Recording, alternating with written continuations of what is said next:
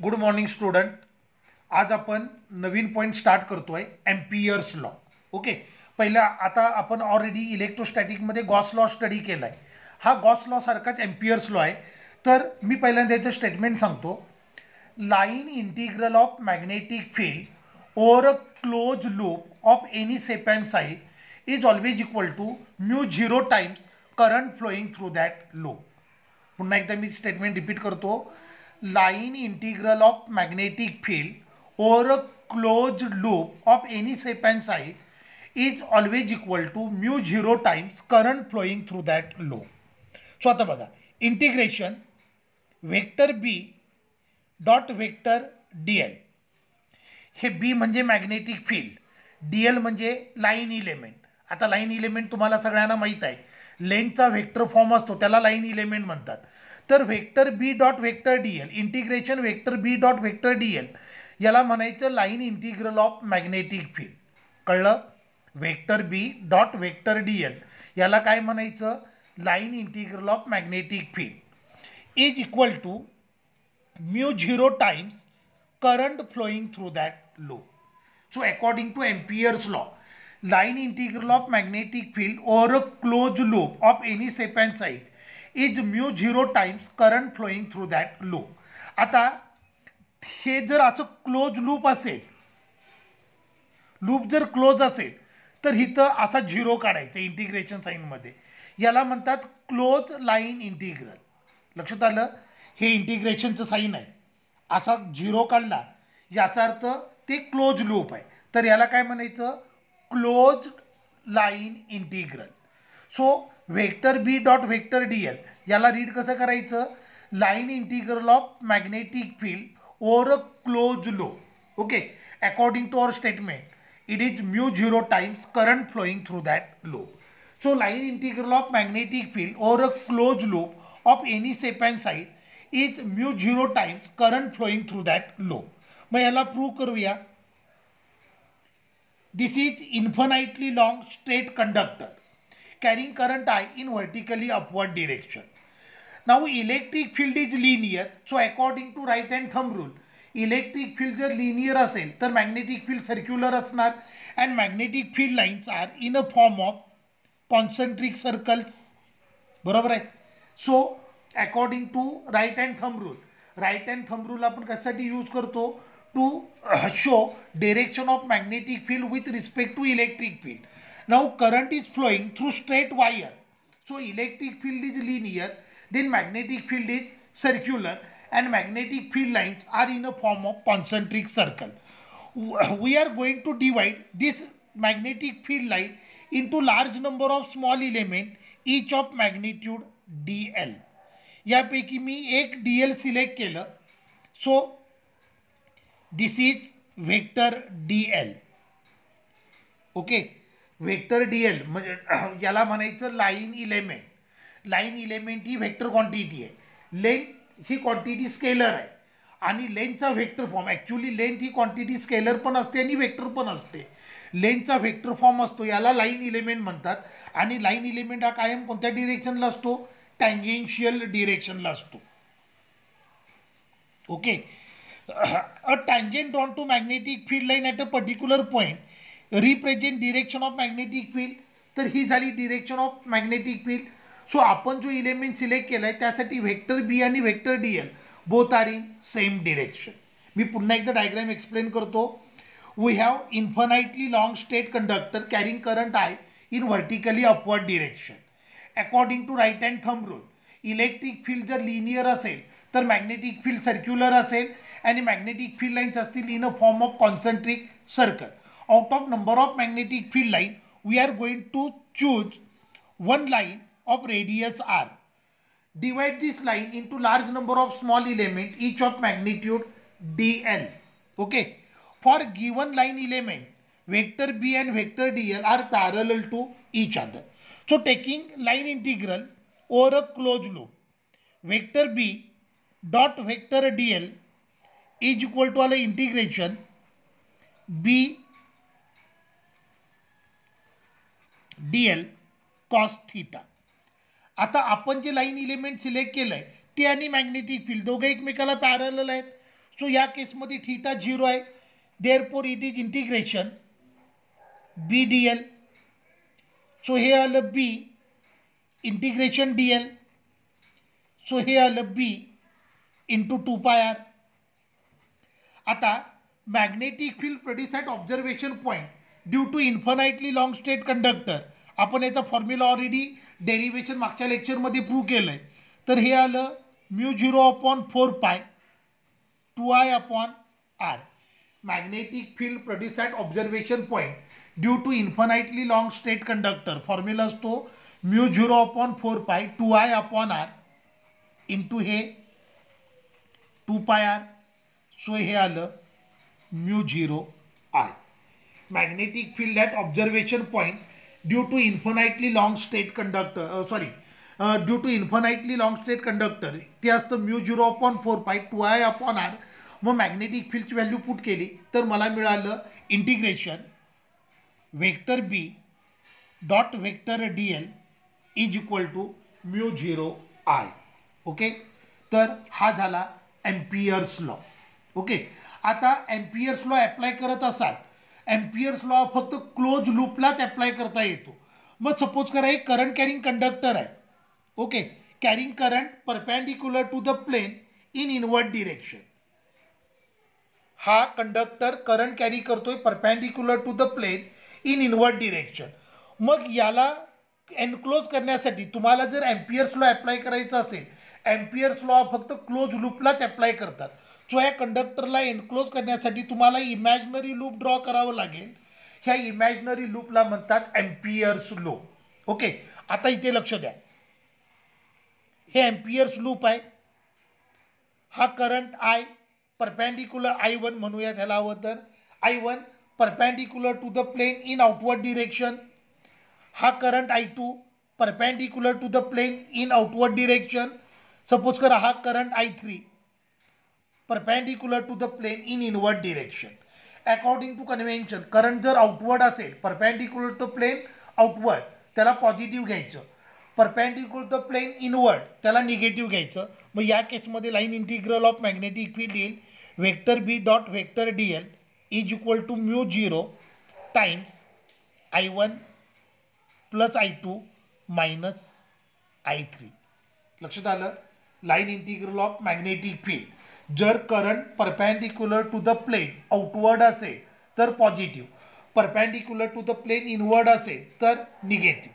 आणि एक लक्षात ठेवा, Ampere's law is applicable only for close law. Clear झालं, तर हा होता एम्पियर्स लॉ. मग आता आपल्याला स्टडी करायचे आहेत ॲप्लिकेशन्स ऑफ एम्पियर्स लॉ. यातलं पहिलं ॲप्लिकेशन आहे magnetic field inside solenoid. Okay, आता सोलेनॉइड म्हणजे काय तुम्ही 10th स्टडी केलं आहे. It is assembly of large number of turns of conducting wire which are closely wound in such a way that length is very large as compared to diameter.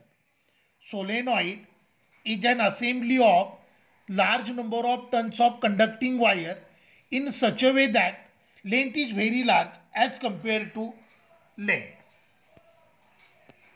Solenoid is an assembly of large number of turns of conducting wire in such a way that length is very large as compare to diameter. आता सोलेनॉइडमधून current pass केला की तिथं magnetic field produce होईल. मग सोलेनॉइडचा magnetic field pattern कसा असेल बघा. ज्या पॉईंटला करंट सोलेनॉइडमध्ये एंट्री करतोय तो साऊथ पोल असेल, ज्या पॉईंटला सोलेनॉइडमधून करंट बाहेर पडतोय तो नॉर्थ पोल असेल. हा जो इंटिरियर पोर्शन आहे सोलेनॉइडचा याला कोअर म्हणतात. ओके, आता ह्याच्या आतमध्ये एअर आहे तर याला म्हणायचं एअर कोअर सोलेनॉइड. ओके, सोलेनॉइडच्या आतमध्ये एअर आहे तर ह्याला काय म्हणायचं air core solenoid. In a core of solenoid magnetic field lines are travelling from south to north. They are straight parallel to each other and closely packed. So in a interior portion of solenoid magnetic field is uniform and strong. Outside solenoid magnetic field is 0. हा एक खूप important point. Solenoid असेल तर सोलेनॉइडच्या आउटसाईडला magnetic field किती असतं 0 असतं. बार magnet आणि solenoid यांचा मॅग्नेटिक फील्ड पॅटर्न सेमच असतो, पण बार मॅग्नेटच्या आउटसाईडला मॅग्नेटिक फील्ड प्रेझेंट असतं, तर सोलेनॉइडच्या आउटसाईडला मॅग्नेटिक फील्ड किती असतं? 0. मग आता आपल्याला डिटरमाइन करायचं आहे मॅग्नेटिक फील्ड इनसाइड सोलेनॉइड. मी हा सोलेनॉइडचा इंटिरियर पोर्शन शो करतोय. सोलेनॉइडला मी असा कट केलाय, हा त्याचा इंटिरियर पोर्शन आहे. सोलेनॉइडला कट केल्यानंतर हे वायरचे असे डॉट्स तुम्हाला दिसणार आहे. सोलेनॉइडला कट केलं अलॉंग इट ट्रान्सवर्स ॲक्सिस. हा सोलेनॉइडचा कोअर आहे, इंटिरियर पोर्शन आहे. हे वायरचे असे डॉट्स आहेत, तर इथे मी असे डॉट काढलेत, तर इथे मी असं क्रॉस काढायला लागलो. ही डिझाईन नाही आहे, हे मॅग्नेटिक फील्डच्या डिरेक्शन आहे. या पॉईंटला मॅग्नेटिक फील्ड आहे ते परपॅन्डिक्युलर अँड इनवर्ड आहे, तर या पॉईंटला मॅग्नेटिक फील्ड आहे ते परपॅन्डिक्युलर अँड आउटवर्ड आहे. आता हा पी पॉईंट आहे, या पॉईंटला आपल्याला मॅग्नेटिक फील्ड डिटरमाइन करायचं आहे बाय युजिंग एम्पियर्स लॉ. मग त्यासाठी मी आता ड्रॉ करतो एम्पियर्स लूप. हा पॉईंट पीला एनक्लोज करणारं मी एक लूप ड्रॉ केलं, याला म्हणायचं amperes loop. So ABCD is amperes loop. This is direction of magnetic field आणि लूपची लेंथ आहे L. मी ऑब्झर्वेशन पॉईंटला एनक्लोज करणारं एक इमॅजिनरी लूप ड्रॉ केलं. स्क्वेअर लूप आहे, त्या स्क्वेअर लूपची each side of length L आहे. So small n number of turns per unit length. Number of turns per unit length. So n is equal to capital N divided by L.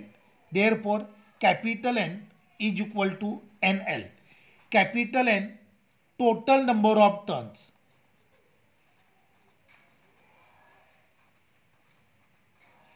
Total number of turns.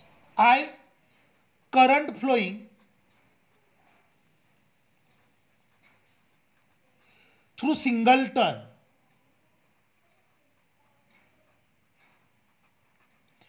I current flowing through single turn. Therefore total current. Total current is equal to current flowing through single turn into total number of turns. So I into L. So L I NL. Total current किती आला? Total करंटचा formula काय वापरला? Current flowing through single turn into total number of turns. So I current flowing through single turn, total number of turns किती आहेत? Capital N. So हे आलं INL. Okay. Now आता हे आपलं जे क्लोज लूप आहे, ह्या क्लोज लूपचं लाईन इंटिग्रल घेतो. So taking line integral or a close loop ABCDA. So vector B dot vector DL. आता बघा, पूर्ण क्लोज लूपचं लाईन इंटिग्रल म्हणजे प्रत्येक साईडच्या लाईन इंटिग्रलची सम असणार. Line integral over a close loop is nothing but sum of line integral over each side.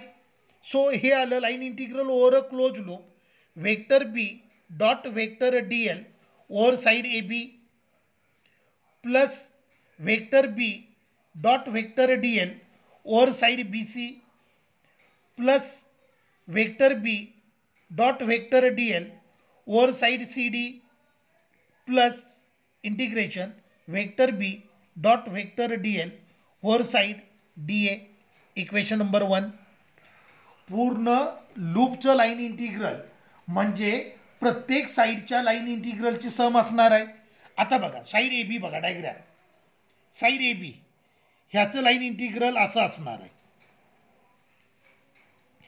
Side BC ह्याचं लाईन इंटिग्रल असं असणार आहे. साईड DA ह्याचं लाईन इंटिग्रल, साईड CD ह्याचं लाईन इंटिग्रल असं असणार आहे. तर साईड DA याचं लाईन इंटिग्रल असं असणार आहे. ओके. आता for side AB and CD diagram बघा.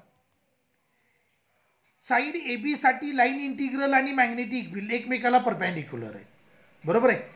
साईड सी डी साठी लाईन इंटिग्रल आणि मॅग्नेटिक फील्ड एकमेकाला परपेंडिक्युलर आहे. हे बघा, सी डीचं लाईन इंटिग्रल हे आहे. सो लाईन इंटिग्रल आणि मॅग्नेटिक फील्ड एकमेकाला परपेंडिक्युलर आले. So for side A B and side C D theta is equal to 90 degree. मी काय म्हणतो लक्षात आलं का? ए बीचं लाईन इंटिग्रल आणि सी डीचं लाईन इंटिग्रल आणि मॅग्नेटिक फील्ड एकमेकाला परपेंडिक्युलर आहेत. Therefore vector B dot vector D L is equal to integration B D L cos 90. So line integral 0 आलं. म्हणजे लूपमध्ये साईड ए बी आणि सी डी आहे, पण लाईन इंटिग्रलमध्ये त्यांचं कॉन्ट्रीब्युशन किती आहे? 0 आहे. कळलं का मी काय म्हटलं? लक्षात आलं? For side A B and for side C D vector B आणि वेक्टर डी एल एकमेकाला परपेंडिक्युलर आहेत. सो थीटा 90 झाला, कॉस 90 0. सो ए बी आणि सी डी यांचं लाईन इंटिग्रलमधलं कॉन्ट्रीब्युशन किती आहे? 0 आहे. फॉर साईड डी ए, आता साईड डी एसाठी वेक्टर डी एल आणि वेक्टर बी एकमेकाला अँटी पॅरलल आहेत, बरोबर आहे. So vector B dot vector D L वर side D A is equal to हे आलं integration B D L cos 180, बरोबर आहे. पण ही साईड सोलेनॉइडच्या बाहेर आहे, बरोबर आहे. साईड डी ए आपलं जे एम्पियर्स लूप आहे ती साईड डी ए ही सोलेनॉइडच्या बाहेर आहे आणि सोलेनॉइडच्या बाहेर मॅग्नेटिक फील्ड 0 असतं. So line integral over side D A vector B dot vector D L magnetic field 0 आहे, त्यामुळे हे लाईन इंटिग्रल पण किती आलं? 0 आलं. क्लिअर झालं मी काय बोलतोय? लक्षात आलं का? साईड ए बी आणि साईड सी डी ह्या दोन साईडसाठी वेक्टर बी आणि वेक्टर डी एलमधला अँगल 0 आहे, सॉरी अँगल 90 डिग्री आहे, त्यामुळं त्यांचं लाईन इंटिग्रल 0 झालं. साईड डी एसाठी वेक्टर बी आणि वेक्टर डी एल एकमेकाला अपोजिट आहेत, अँटी पॅरलल आहेत, अँगल 180 आहे. पण ही साईड सोलेनॉइडच्या बाहेर आहे, सोलेनॉइडच्या बाहेर मॅग्नेटिक फील्ड 0 असतं, त्यामुळं लाईन इंटिग्रल 0 झालं. म्हणजे ह्या लूपमध्ये टोटल 4 साईड आहेत, त्यापैकी 3 साईडचं लाईन इंटिग्रलमधलं कॉन्ट्रीब्युशन किती आहे? 0 आहे. मग for side B C integration vector B dot vector D L over side B C is equal to आलं integration B D L cos theta. आता साईड बी सी बघा, ती सोलेनॉइडच्या आतमध्ये आहे आणि साईड बी सीसाठी वेक्टर डी एल आणि वेक्टर बी एकमेकाला पॅरलल आहेत, म्हणजे थीटा किती आहे? 0 आहे. Therefore vector B dot vector D L over side B C is equal to आलं B D L cos 0. So हे आलं इंटिग्रेशन बी डी एल, म्हणजे हे आलं B integration D L. So हे आलं B into L. Equation number 2. Integration D L म्हणजे L. तर आपण एम्पियर्स लूप जे कन्सिडर केलं आहे त्या एम्पियर्स लूपमध्ये 4 साईड आहेत, पण टोटल लाईन इंटिग्रलमध्ये 3 साईडचं कॉन्ट्रीब्युशन 0 आहे. 2 साईडसाठी वेक्टर बी आणि वेक्टर डी एल परपेंडिक्युलर आहेत, त्यामुळं त्यांचं लाईन इंटिग्रल 0 होतं आहे. एक साईड सोलेनॉइडच्या बाहेर आहे, त्यामुळं मॅग्नेटिक फील्ड 0 असणार, त्यामुळं लाईन इंटिग्रल 0 होतं. लक्षात आलं? तर सोलेनॉइडमध्ये टोटल आपण जे एम्पियर्स लूप कन्सिडर केलं आहे त्या एम्पियर्स लूपला जरी 4 साईड असल्या तरी 3 साईडचं लाईन इंटिग्रलमधलं कॉन्ट्रीब्युशन 0 आहे. फक्त टोटल लाईन इंटिग्रल म्हणजे एका साईडचं लाईन इंटिग्रल आहे. ओके, आता एम्पियर्स लॉ अप्लाय करूयात. According to Ampere's law vector B dot vector D L is equal to mu 0 into total current.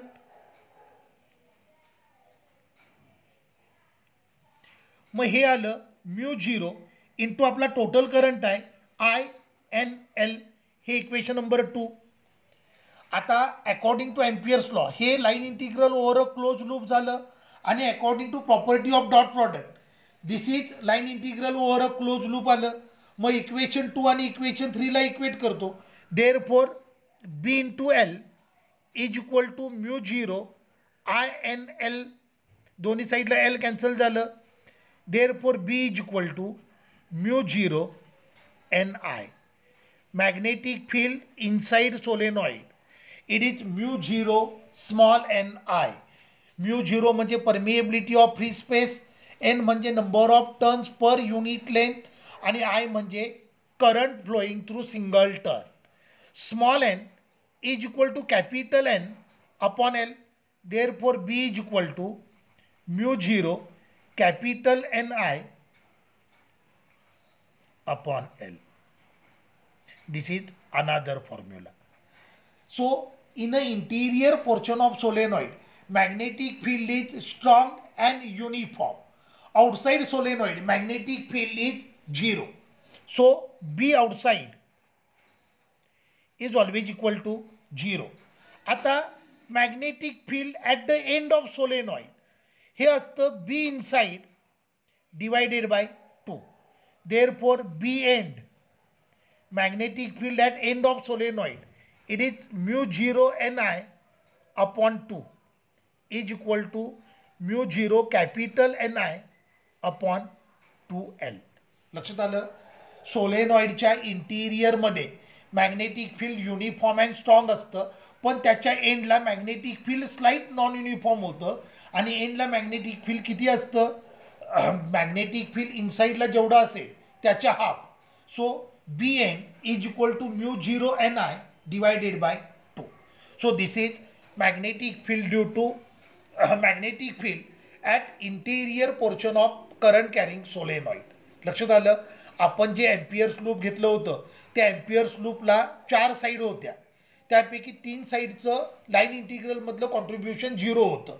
2 साईडसाठी vector बी आणि व्हेक्टर डी एल एकमेकाला परपेंडिक्युलर होते, तर एक साईड सोलेनॉइडच्या बाहेर होती, त्यामुळे मॅग्नेटिक फील्ड 0 होतं, म्हणून लाईन इंटिग्रल 0 झालं होतं. तर magnetic field line integral over a close loop it is due to line integral only line integral over only single side of that loop. Clear झालं. तर हे होतं magnetic field due to solenoid. आता आपल्याला पुढचा पॉईंट स्टडी करायचा आहे, application of म्हणजे second application of Ampere's law. Magnetic field inside toroid TOROID toroid. आता सोलेनॉइडला जर रिंगच्या फॉर्ममध्ये ॲडजस्ट केलं तर त्याला म्हणायचं toroid. A ring shape solenoid is called as toroid. A ring shape solenoid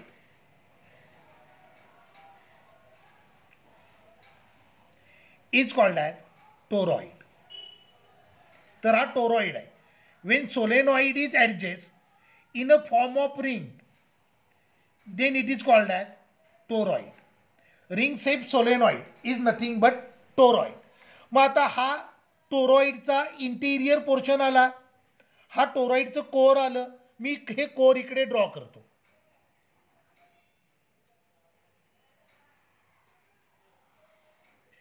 this is core of toroid. Okay. आता core circular आहे, याचा अर्थ मॅग्नेटिक फील्ड लाईन्स असतील, they are in a form of concentric circle. बरोबर आहे. त्यापैकी मी एक लाईन सिलेक्ट करतो हॅविंग रेडियस आर. टोरॉइडचं कोर आहे ते कोर सर्क्युलर आहे, त्यामुळे मॅग्नेटिक फील्ड लाईन्स असतील त्या असतील in a form of concentric circle. Out of that number of magnetic field line मी एक लाईन सिलेक्ट केली whose radius is R. Divide given line into large number of small element, each element has magnitude dl. So हे झालं line integral. बरोबर आहे. आता magnetic field लाईनला tangent draw केला, तो टँजेंट म्हणजे मॅग्नेटिक फील्डची त्या पॉईंटची डिरेक्शन असते. So for given line element this is magnetic field. Okay. मग आता लक्ष द्या, एन म्हणजे number of turns per unit length.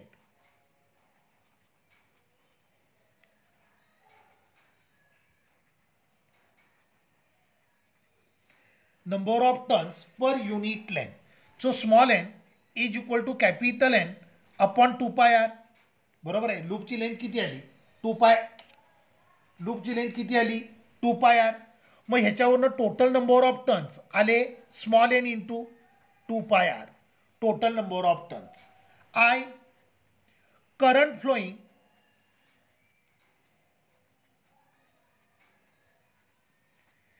Through single turn.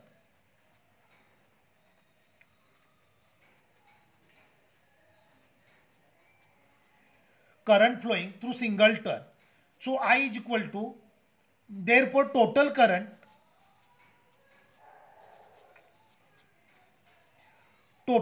येणार current flowing through single turn into total number of turns. So total current आला I n into 2 pi r. हा झाला total current. लक्षात आलं? I म्हणजे current flowing through single turn. Therefore total current is nothing but current flowing through single turn into total number of turns. मग total current किती आला? I n into 2 pi r. Taking line integral over a closed loop, vector b dot vector dl is equal to integration b dl cos theta. आता आपण जे line element select केलंय त्या line इलेमेंटसाठी vector बी आणि vector D L दोघं एकमेकाला parallel आहेत. याचा अर्थ थीटा किती आहे? 0 आहे. So vector B dot vector D L is equal to integration B D L cos 0. Cos 0 1 असतं. सो हे आलं integration B D L. So this is B integration D L. Integration D L is nothing but total length of loop. मग total length of loop किती आली? 2 pi R. So integration vector B dot vector D L हे आलं B into 2 pi R. Equation number 1. From property of dot product मी line integral over a close लूपचा एक formula prove केला B into 2 pi R.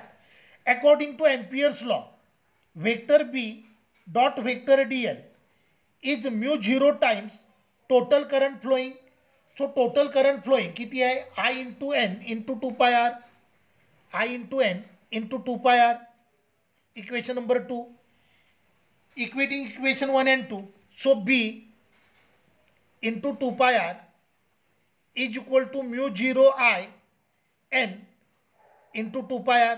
2 pi R cancel झालं. So B is equal to mu 0 N I. Magnetic field inside toroid it is mu 0 N I. आता N म्हणजे capital N divided by 2 pi R. Therefore B is equal to mu 0 capital N I upon 2 pi R. So this is formula for magnetic field inside toroid. लक्षात आलं? तर amperes लॉचे हे 2 application आहेत. Magnetic field inside toroid, magnetic field inside solenoid. त्यापैकी सोलेनॉइडचं derivation आहे. Theory point of view देखील खूप important आहे.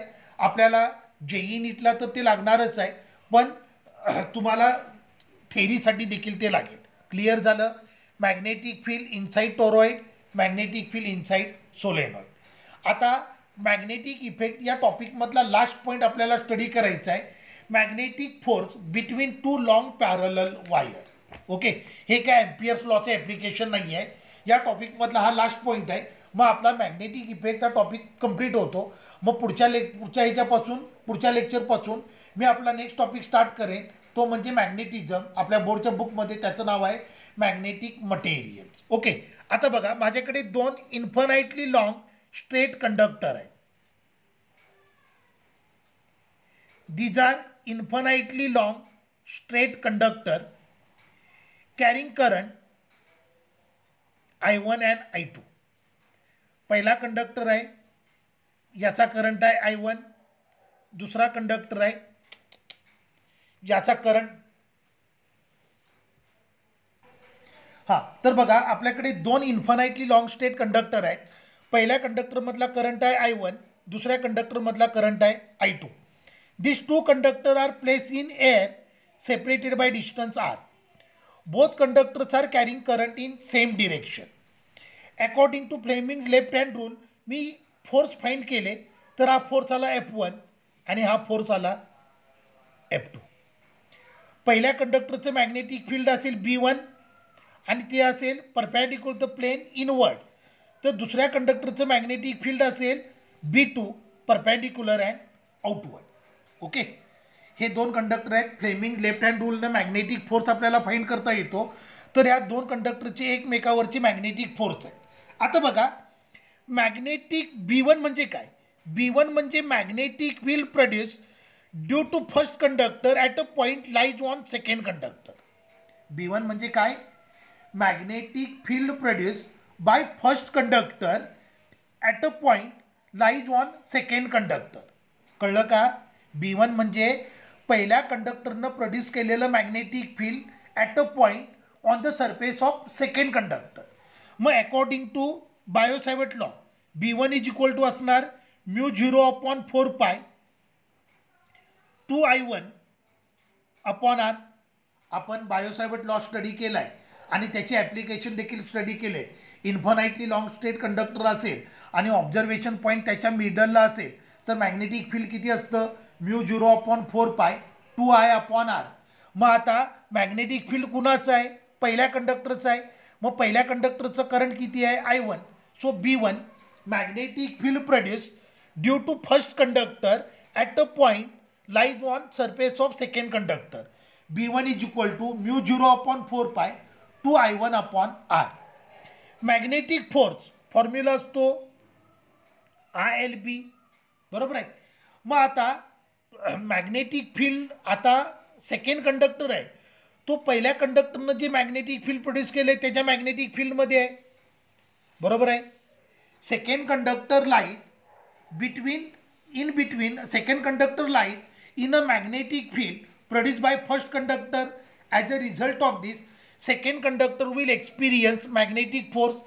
So magnetic force experienced by second conductor due to magnetic field of first conductor. Okay, magnetic force आलं B1 I2 into L. B1 म्हणजे magnetic field due to first conductor, I2 म्हणजे current flowing through second conductor, L म्हणजे length of second conductor.